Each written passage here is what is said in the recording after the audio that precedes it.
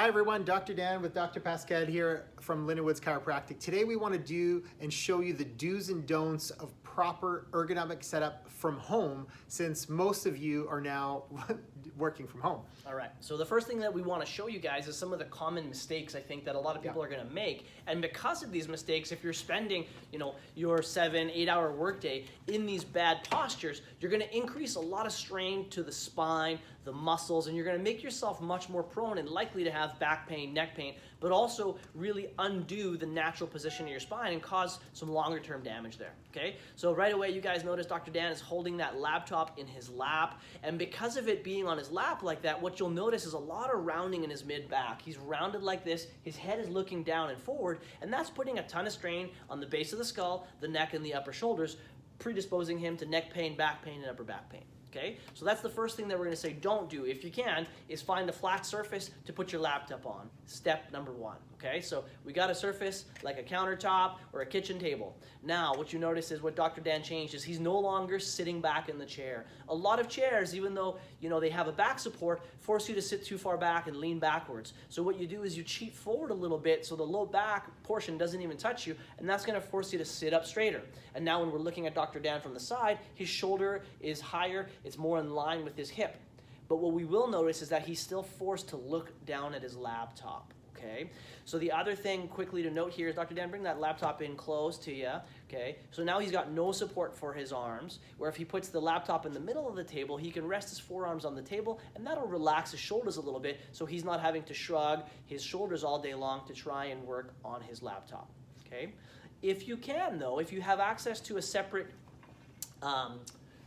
keypad and a mouse, you can then use your screen as an independent screen. And what we'd want to do is raise that screen up. So if you have a yoga block, a textbook, or anything like that at home, you can raise up your laptop and use that as a screen and bring it up higher. So now Dr. Dan can type, and you notice that his elbow is at 90 degrees. That's what we want. His forearms are resting on the table. He has a bit of support. And with that raised screen, he's now not having to look down as much. He's still looking down a little bit, but it's not bad, right? And so what we can do is, if we want to raise it up even more, you keep adding blocks until ideally that top third of the screen is in line with the eyes, right? And so this is better. We're not quite there, but again, this is real world situation at home. You might not have a ton of stuff to build it all the way up, but we're trying to get that top third of the screen in line with the eyes if possible. Okay, so now if we look at his work setup, he's looking at a much more neutral gaze, his ear canal is in line with his shoulder, and he's able to have a much better ergonomic setup. Last thing to note about sitting in a chair, make sure the chair is at the right height where your feet are flat on the floor. If not, get a block, get a stool, get something under your feet to make sure that your feet are supported while sitting on that chair as well.